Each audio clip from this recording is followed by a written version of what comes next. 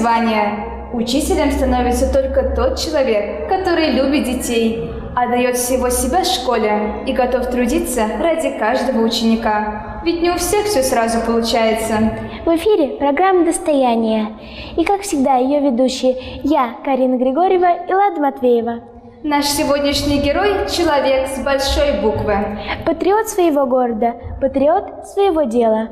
Заместитель директора по воспитательной работе средней школы номер 11 имени Кабалина Инна Борисовна Хуснутдинова. Здравствуйте, Инна Борисовна. На первый вопрос я попрошу вас ответить, не обдумывая и сразу. Скажите, быть учителем и преподавателем – это сложно? Сложно или нет, я, наверное, отвечу, это просто непросто. Быть учителем, наверное. Есть, может, некоторые трудности, есть некоторые проблемы, но несмотря на это непредсказуемость детей, их непосредственность.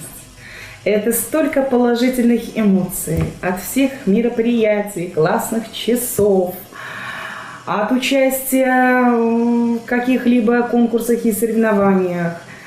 Это просто, это улыбки детей. Это, наверное, для учителя это самое главное счастье вообще. Поэтому ответ непросто, потому что это все нужно уметь сорганизовать. У героев я люблю спрашивать про детскую мечту. О чем вы мечтали? Кем хотели стать? Ну, наверное, моя мечта – стать учителем.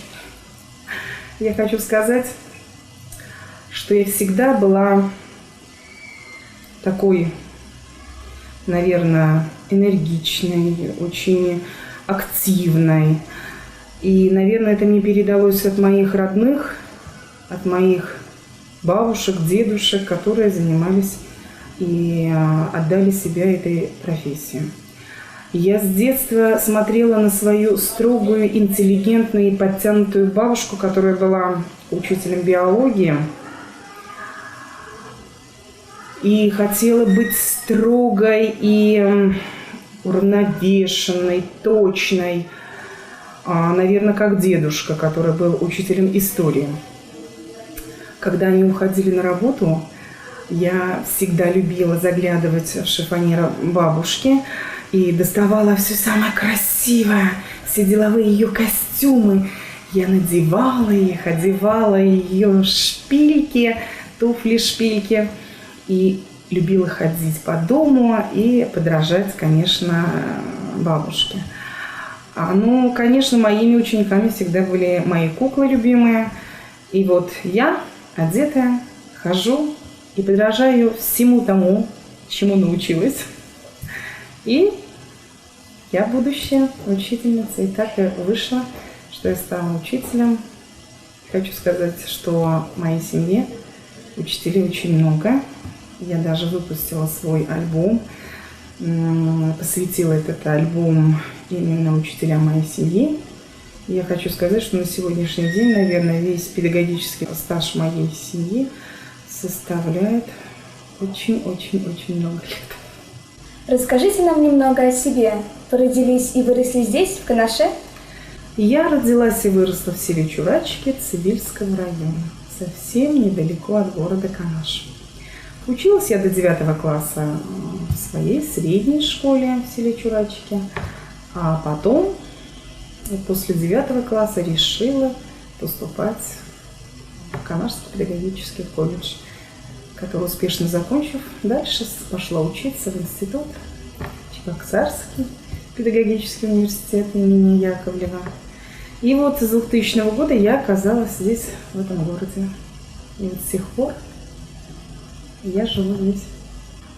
Сколько лет вас связывают со школой номер 11? Были ли в вашей трудовой биографии другие школы? В данной школе номер 11 я уже работаю 18 год. Но до этого у меня трудовая биография началась в средней школе номер 3, когда я только приехала в город Канаш. Я буквально полгода проработала педагогом-организатором в 3-й школе.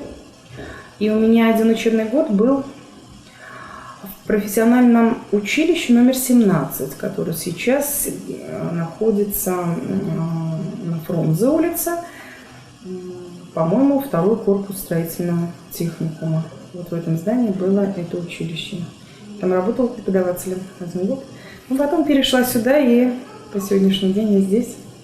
Вы заместитель директора по воспитательной работе. Много ли приходится воспитывать? Все мы родом из детства. И воспитание начинается с детства. Можно сказать, в утробе матери. Воспитание – это такая шкатулка, где нужно собрать все самое теплое, все самое нежное, все самое талантливое. И этот процесс воспитания, он не стоит на месте, он не должен прерываться. Это очень важно. Поэтому воспитание ребенка в любом случае начинается с семьи. Семья – это начало всех начал. А придя ребенок в школу, мы берем бразды правления и воспитываем уже детей в школе. Самому тому же доброму, честному, самому интересному. Ребенок на выходе из школы должен быть успешным. А успех ребенка зависит именно от этого. Ребенок должен быть человеком. Он должен уметь социализироваться в обществе. А всему этому мы прикладываем наши руки педагогов прикладывают все это в детях. Поэтому очень важно воспитывать нелегко, но это необходимо. И это должно быть, наверное, во взаимном процессе вместе с семьей. Мы сообща должны работать над этим, чтобы ребенок действительно стал достойным гражданином. Говорят, что все дети талантливые. Главное вовремя понять, чего хочет ученик, и правильно его направить. Так ли это? Какие ваши ученики? Любой ребенок, наверное, талантлив. И талантлив в чем-то одном. И таких детей сейчас их очень много. Таких детей очень часто сейчас называют одаренными детьми. И эти дети, придя в школу, показывают себя именно с той стороны, где нет развит именно тот или иной талант. Хоть сказать, что все дети талантливы, это тоже правильно. Кто-то умеет петь, кто-то танцевать, кто-то выступать на сцене, и это тоже хорошо получается. Но есть дети, которые талантливы во всем. Школа работает с такими одаренными и талантливыми детьми. Мы должны создать такую почву, чтобы этот талант у ребенка развивался. Это мы делаем через участие в разных конкурсах городского, республиканского масштаба, всероссийского. И таких конкурсов очень много. И наше участие вместе с ребенком, участие ребенка в данном мероприятии, наверное, стимулирует его. И ребенок тянется к этому.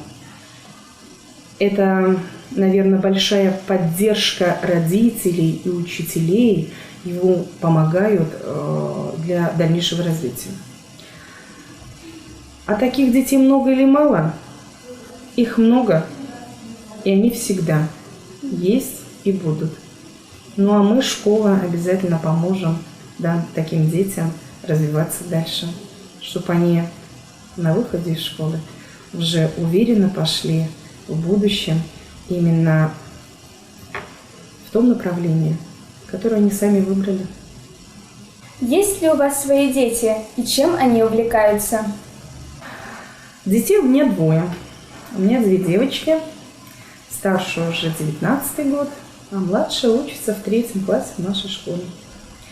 Старшая уже закончила финансовый колледж и теперь учится заочно в Российской академии народного хозяйства в филиале в Чебоксарах.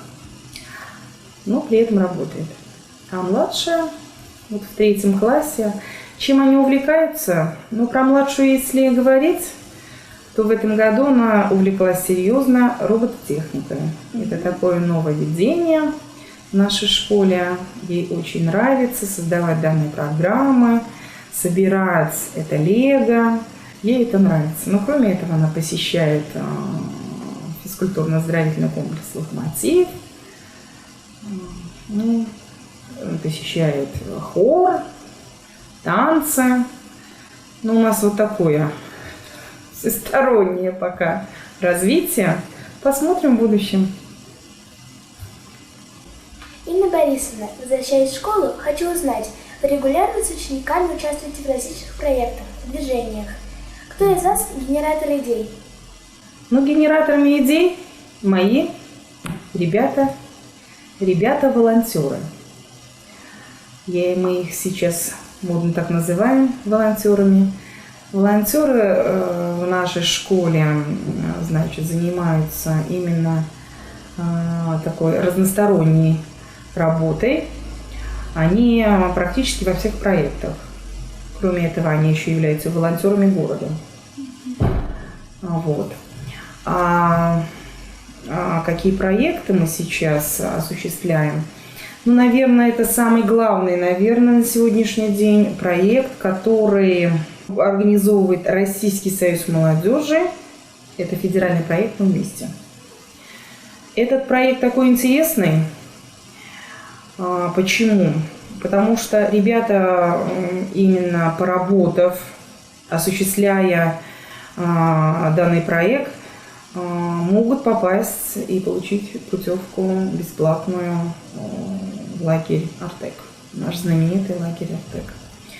Вот. И с прошлого года эта работа серьезно так ведется, но мне в этом, конечно, большую помощь оказывает мой педагог-организатор Елена Галина Владимировна.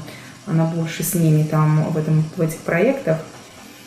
Даже в прошлом году 6 ребят, 6 девчонок сразу все вместе попали в Артек и осуществили свою мечту, можно сказать. Я думаю, что мечта это каждого ребенка попасть в Артек.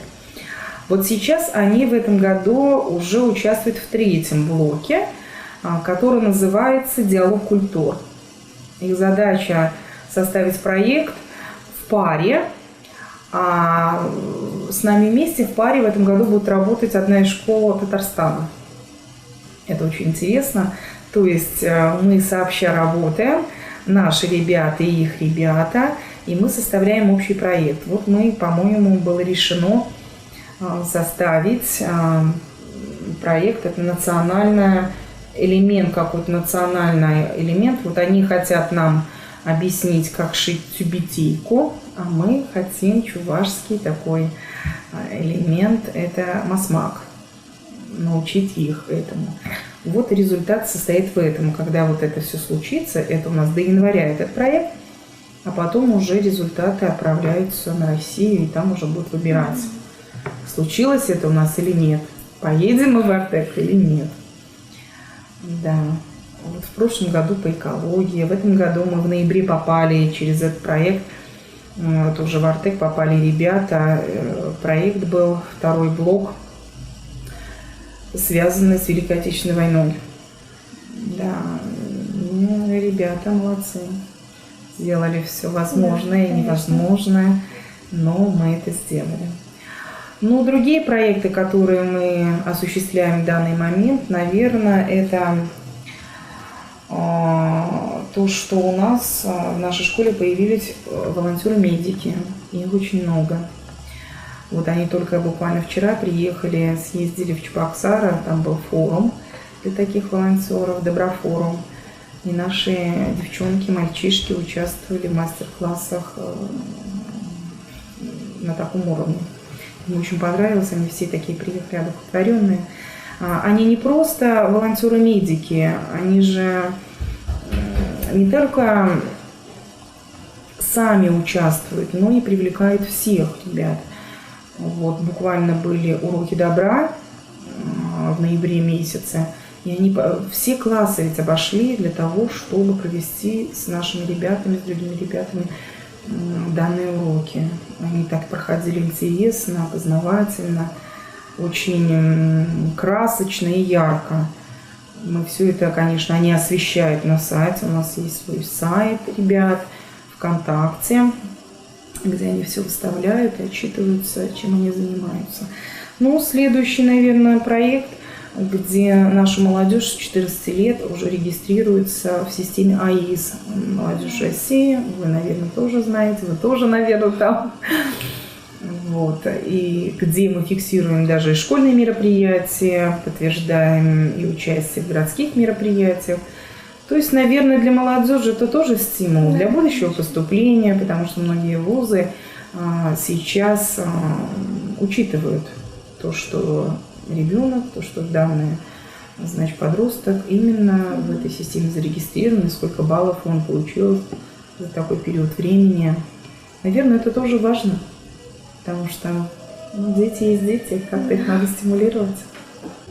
Расскажите нам отдельно о работе, которую вы проводите по очищению территории вокруг реки Аниш, расположенной рядом с вашей школой. Да, река Аниш протекает совсем недалеко от нашей школы, в нашем микрорайоне ВРЗ. Я хочу сказать, что истоки этой реки как раз находятся на нашей территории. Ну и, как и все, наверное, мы с ребятами, волонтерами, старшеклассниками каждую весну выходим, помогаем очистить данную реку от мусора, от грязи. Что еще? Если, наверное, говорить прямо о самом проекте, что мы с волонтерами участвовали в конкурсе, в республиканском конкурсе по экологии, и мы взяли почему-то данную тему и решили выставить эту тему, этот проект на этот конкурс, где мы стали победителями по данному проекту. Что мы делали? Мы изучили эту реку, мы изучили состав данной реки, мы провели работу по очищению, стараемся очищать. Мы очищаем, конечно, его каждый год.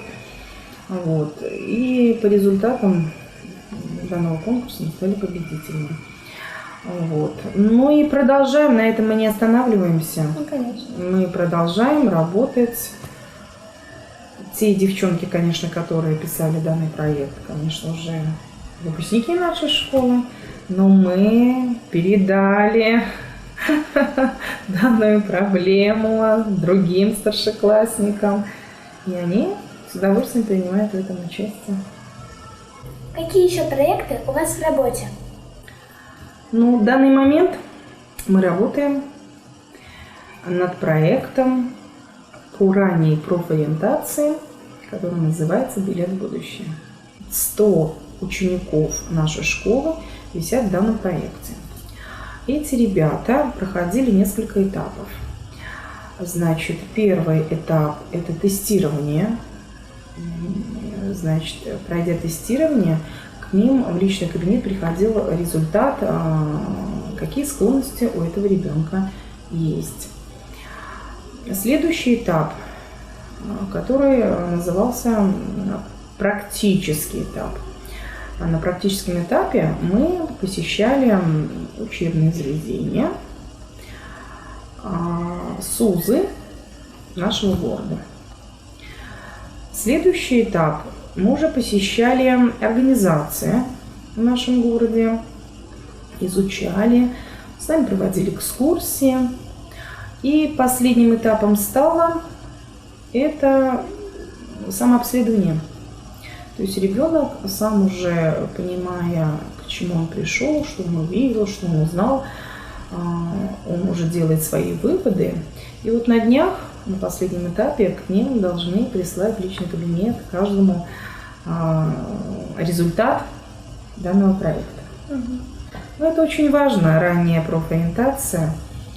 Очень же часто мы сталкиваемся, идем после 11 класса, уходим из школы, приходим в вуз, а оказывается, это менее интересно. Да.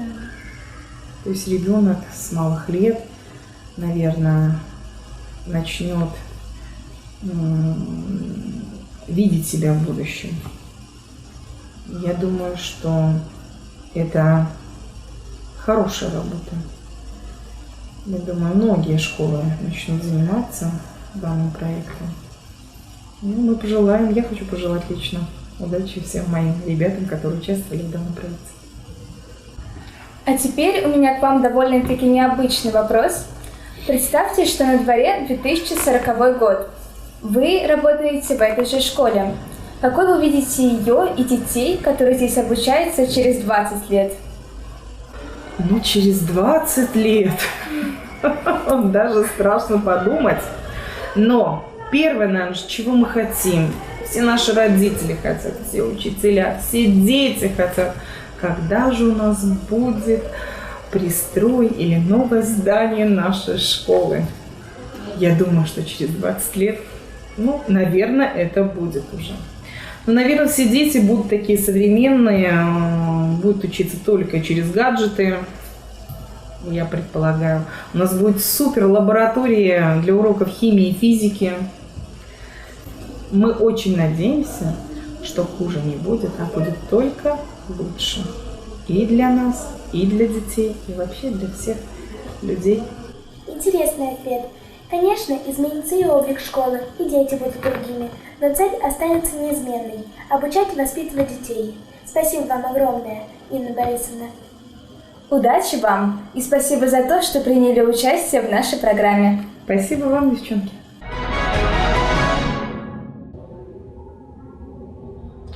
Таких учителей, как Инна Борисовна, немного, но они есть. Они душой болеют за воспитание учеников, ведь сегодняшние ученики – будущее нашего города. Мы продолжим вас знакомить с именитыми людьми нашего города. В следующей программе будет новый герой, а сегодня мы с вами прощаемся и говорим До новых встреч!